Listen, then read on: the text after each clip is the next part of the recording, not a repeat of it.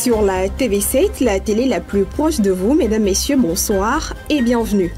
La troisième séance plénière de la deuxième session ordinaire de l'année 2023 a été tenue hier par l'Assemblée nationale. Juste en début de ce journal, nous parlerons du vote du budget exercice 2024 auquel la séance a été consacrée.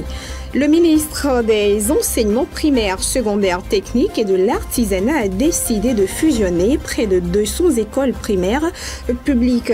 Décision rendue publique le 2 novembre dernier par un arrêté ministériel. Nous reviendrons sur les détails dans un instant. Au Burundi, l'ancien ministre Alain Guillaume Bunyoni risque la perpétuité selon le verdict rendu par la Cour suprême burundaise ce jeudi. Nous vous donnons d'amples précisions dans quelques instants.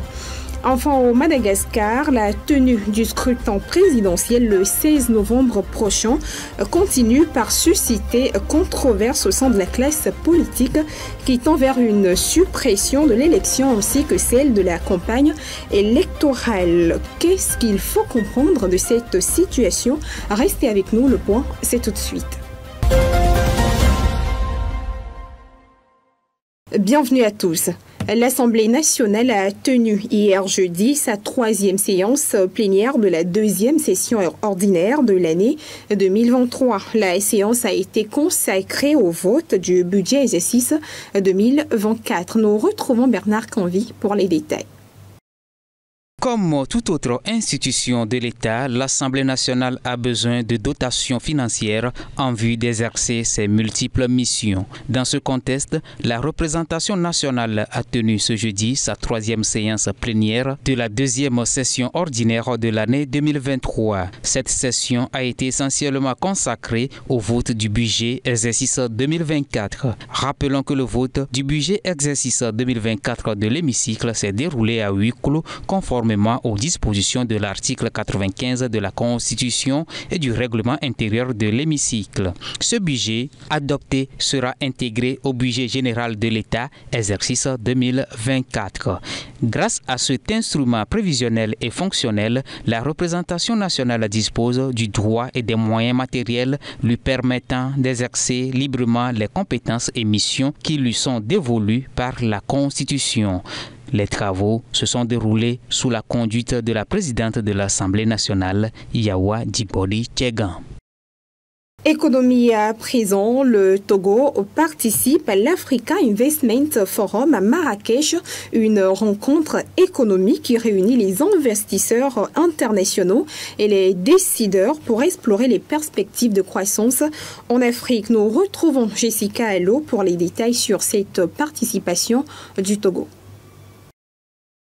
Le Togo participe actuellement à l'Africa Investment Forum organisé par la Banque africaine de développement BAD à Marrakech au Maroc. La ministre togolaise de la promotion de l'investissement Manuela Santos représente le pays lors de cette rencontre économique qui se déroule du mercredi 8 novembre au vendredi 10 novembre 2023. Lors de cet événement, la ministre a mis en avant les projets ferroviaires Lomé 5C et le développement de l'autoroute de l'unité qui nécessite d'importants investissements.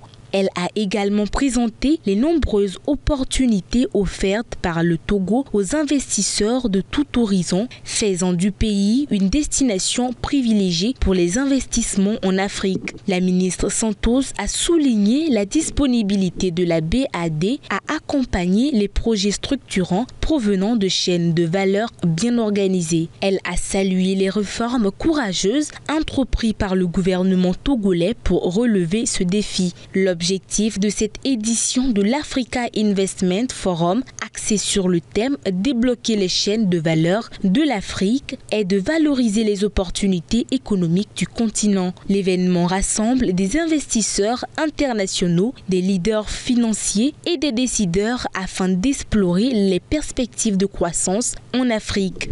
Le Togo saisit cette occasion pour présenter ses projets d'infrastructures majeurs et pour mettre en évidence les atouts surtout attractif du pays aux investisseurs potentiels. La participation du pays à cette plateforme de renommée internationale renforce sa position en tant que destination privilégiée pour les investissements en Afrique. Les discussions engagées dans cet événement permettront de favoriser la collaboration entre les différents acteurs économiques et d'explorer de nouvelles opportunités de développement pour le Togo et le continent africain dans son ensemble. Parlons développement économique, les scores d'éligibilité au programme compact de la Millennium Challenge Corporation. Il se trouve que le Togo a validé 14 indicateurs, tout comme l'année dernière. Découvrez les précisions sur les différents domaines à travers cet élément. Pour le compte de l'année 2024, les scores du programme compact de la Millennium Challenge Corporation pour le Togo sont connus. L'on note comme appréciation constance. Les résultats des évaluations de la carte des scores montrent 14 indicateurs validés, même performance que pour le compte de l'année 2023. Ainsi donc, du threshold, qui est le programme seuil au compact, le Togo reste valide pour les programmes du MCC, l'Agence américaine d'aide étrangère. Le programme compact est offert par le Millennium Challenge Account. Il garantit au Togo, comme à tous les autres pays bénéficiaires, un accord de don de 5 ans, estimé moyennement à 350 millions de dollars. Ce montant est censé leur garantir une croissance économique inclusive et durable. Il se repose sur 3 grands axes, la bonne gouvernance, la liberté économique et l'investissement dans le capital humain. Précisément, le pays a pu remplir 5 cases sur 6 en ce qui concerne la bonne gouvernance. Parlant de la liberté économique, 7 sur 8 cases ont été remplies et sur 6, seulement 2 ont été remplies en ce qui concerne l'investissement dans le capital humain. La prochaine étape va consister à élaborer une stratégie à soumettre à l'agence. Il est donc de mise que des actions allant dans le sens de l'investissement dans le capital humain, notamment l'investissement au niveau de l'éducation primaire et du taux d'achèvement de l'éducation des filles, soient posées. La constance est un exploit, mais l'évolution est encore mieux. Le Togo est devenu éligible au compact depuis décembre 2022. Éducation à présent, l'orientation scolaire reste un outil important qui permet aux apprenants de mieux se connaître et les amène à prendre des décisions éclairées. Elle prend en compte des critères bien définis liés à l'apprenant lui-même, aux offres de formation disponibles et à l'environnement professionnel. Promise Pomegbe, dans cet élément, revient sur la nécessité de l'orientation scolaire à travers la voie de Kofi Kligui. Orienter sans imposer reste l'un des moyens incontournables pour assurer une éducation sans travers. Malheureusement, bon nombre d'élèves se retrouvent à faire des choix sous l'influence de leurs parents ou tuteurs qui leur imposent leurs propres désirs et souhaits, et d'autres encore font des choix par pur suivisme. Ni l'un ni l'autre ne cadre à aucun niveau avec les principes de l'orientation scolaire qui visent à aider les apprenants à faire un choix judicieux quant à leur future voie professionnelle et aux études à faire pour y parvenir. C'est un processus d'accompagnement d'un élève ou d'un étudiant qui puisse lui permettre de faire un choix judicieux de série, et dans notre cas d'espèce de série lorsqu'il quitte le collège pour le lycée, et qui lui permet aussi de faire le choix des filières, et ce choix va lui permettre de bâtir un projet scolaire et professionnel. L'orientation scolaire permet entre autres de déceler les besoins de l'apprenant, renforcer ses capacités, développer et consolider ses méthodes de rétention des informations, celles des traitements des connaissances et celles de la compréhension, prévenant ainsi l'échec scolaire. Les avantages sont énormes. Lorsqu'on se fait orienter, on a l'information utile qui va nous permettre de prendre une décision, de choisir un parcours. Et l'orientation nous dit, à la fin de ce parcours, qu'est-ce qui nous attend. Elle empêche l'élève ou l'étudiant d'embrasser n'importe quelle formation. Et aujourd'hui, si nous voyons le taux de chômage, cela dépend en grande partie du fait que dans notre système aujourd'hui, l'orientation scolaire professionnelle a été absente pendant plusieurs années. L'on consacre une grande partie de son temps à l'éducation et celle-ci façonne d'ailleurs la personne que nous devenons. En ce sens, il s'avère nécessaire d'accompagner très tôt les jeunes dans le choix des séries ou des filières de formation afin de les orienter progressivement. Les conséquences d'une mauvaise orientation sont multiples et faire un mauvais choix reste une chose que beaucoup regrettent. Loin d'être des contenants vides qu'il faut seulement remplir, les jeunes ont besoin d'être accompagnés dans leurs doutes et dans leurs réflexions. L'orientation scolaire représente un enjeu majeur qu'il faut cerner et intégrer, ayant conscience qu'elle est déterminante et évite aux jeunes de faire fausse route. Éducation toujours. Dans un arrêté ministériel signé le 2 novembre dernier, le ministère des Enseignements primaires, secondaires, techniques et de l'artisanat d'Odi, Kokoroko, a décidé de fusionner près de 200 écoles primaires publiques. Gloire Lodonou pour les précisions. Le ministre des Enseignements primaires, secondaires et techniques, professeur Doji Kokoroko, a décidé de fusionner près de 200 écoles primaires publiques dans le pays. Cette réforme s'inscrit dans le cadre de la politique éducative du gouvernement togolais qui vise à améliorer la qualité de l'enseignement et à garantir l'accès à l'éducation pour tous les enfants du pays. Aussi, cette mesure vise à rationaliser l'organisation et le fonctionnement des établissements scolaires qui étaient souvent divisés en plusieurs groupes A, B, C et D selon leur effectif. L'arrêté ministériel, signé le 2 novembre 2023, concerne 74 écoles de la direction régionale maritime, 77 de la direction régionale centrale et 36 de la direction régionale des savanes. Il est entré en vigueur le 6 novembre, juste après le congé de détente des élèves. Selon le ministre Kokoroko, cette fusion permettra de renforcer la cohésion et la solidarité entre les élèves, les enseignants et les parents d'élèves. Elle facilitera également la gestion administrative, pédagogique et financière des écoles primaires publiques. De l'éducation, nous passons à la santé. Maladie virale dangereuse, la méningite fait partie de ces malaises qui se propagent plus pendant les périodes sèches, surtout l'harmattan. Gros plan sur cette maladie qui se révèle être plus dangereuse que ce que l'on croit. Le reportage de Claire Gagnon et de Julien Edo. La méningite, une préoccupation majeure de la santé publique à l'échelle mondiale, est une inflammation des tissus qui entourent le cerveau et la moelle épinière. Les symptômes de la maladie restent variés et sont non exhaustifs. La méningite est une maladie infectieuse contagieuse qui se manifeste essentiellement par une raideur du cou, une forte fièvre de survenue brutale progressive, une altération de la conscience, les céphalées, des vomissements en jet et par des crises convulsives. La plupart des infections sont transmissibles d'une personne à une autre. Cette maladie a pour cause des infections virales, bactériennes ou fongiques. Cette maladie peut toucher les personnes de tout âge, même plus particulièrement les enfants. Les complications possibles de la méningite incluent les lésions cérébrales, une perte d'audition, des problèmes de vision, des confusions et, dans certains cas graves, le décès. Au Togo, les épidémies de méningite bactérienne, la forme la plus dangereuse et la plus courante de la maladie, se produisent généralement pendant la saison sèche. Avec l'harmattan, phénomène saisonnier, l'épidémie est de retour dans la région nord du pays.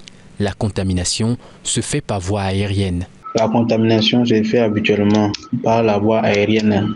Lorsque nous nous rapprochons d'un patient contaminé qui tousse ou qui éternue, laissant dans la nature des gouttelettes de puffuge ou des agents pathogènes lors de la toux.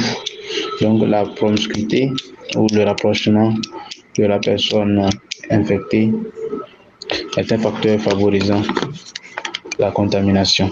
Donc pour le ministre de la Santé, Moustapha Midjiyawa, il faut éviter la poussière au maximum et protéger le nez et la bouche. Pour réduire les risques de transmission de la maladie, il est recommandé d'avoir une hygiène personnelle rigoureuse comme le lavage des mains. Il faut noter que la vaccination est le meilleur moyen de se protéger des méningites bactériennes les plus courantes. Et nous parlons environnement avant de tourner la page nationale. En 2020, les aléas climatiques ont coûté cher au Togo, qui a enregistré d'importantes pertes économiques. Le pays réagit donc en renforçant ses mesures législatives pour lutter contre ces impacts. Harold Mensato pour d'amples précisions.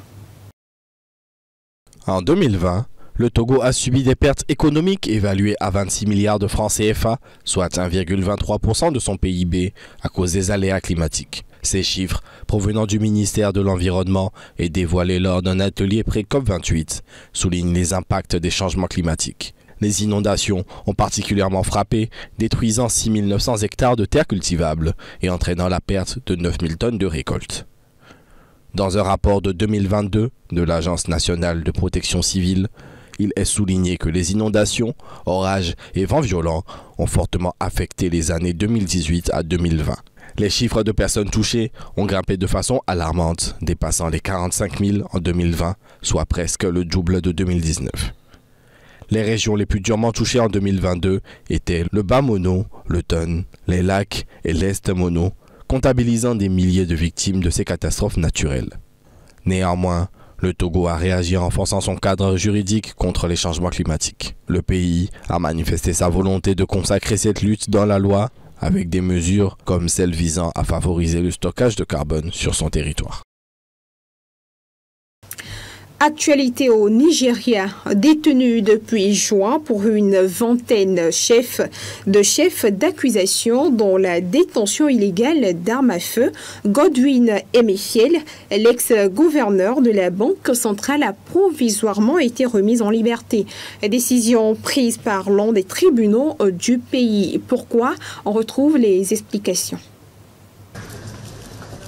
Au Nigeria, l'ancien gouverneur de la Banque centrale sort de prison. Un tribunal lui a accordé la liberté provisoire, jugeant sa détention prolongée sans la tenue d'un procès. Depuis août, aucune audience n'a été programmée sur ce dossier. Godwin Emefiele était détenu depuis juin pour 20 chefs d'accusation, notamment la détention illégale d'armes à feu. Il fait aussi l'objet d'accusations de financement du terrorisme et de délits économiques, d'abus de confiance et de détournement de fonds qui sont passibles de lourdes peines d'emprisonnement. Cette liberté sous caution est assortie de quelques exigences, entre autres une circulation sans passeport et une présentation devant le tribunal le 15 novembre prochain. L'ancien gouverneur de la Banque centrale a toujours nié les faits.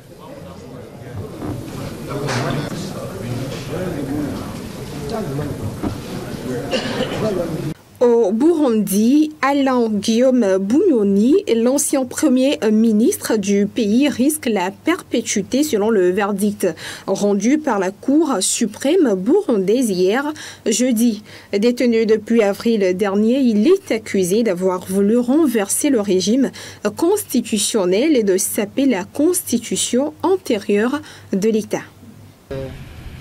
La perpétuité a été requise jeudi contre l'ancien Premier ministre du Burundi, Alain Guillaume Bunyoni, accusé d'avoir voulu renverser le régime constitutionnel.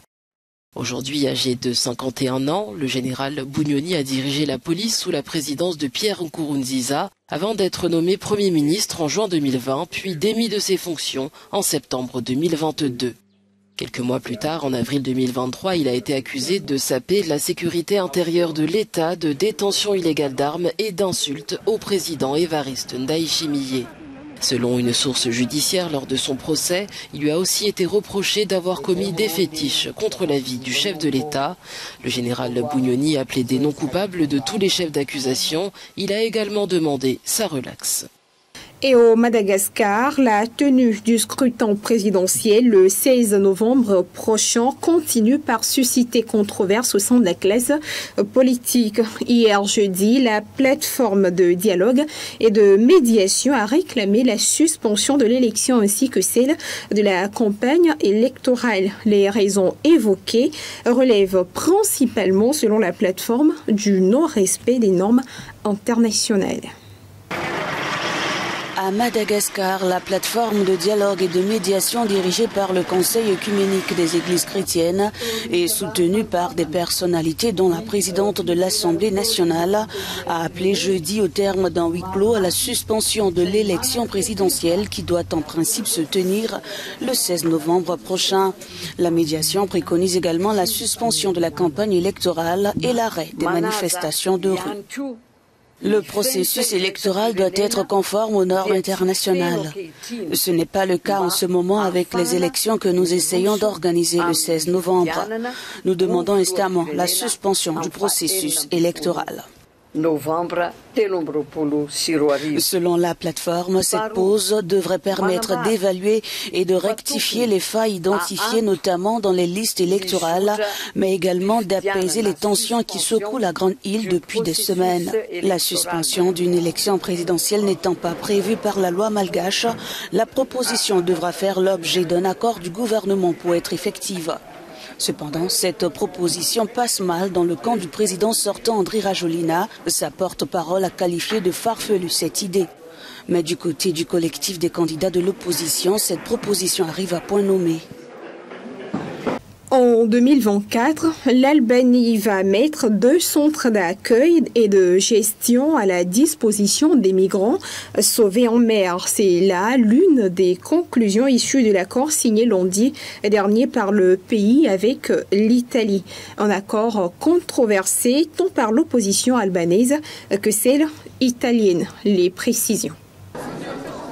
L'accord signé lundi à Rome par la première ministre italienne Giorgia Meloni et son homologue albanais Edi Rama prévoit l'ouverture en 2024 en Albanie de 2 centres d'accueil pour migrants sauvés en mer. À terme, il devrait accueillir jusqu'à 36 000 migrants par an. La chef du gouvernement italien a défendu cet accord dénoncé par l'opposition aussi bien albanaise qu'italienne.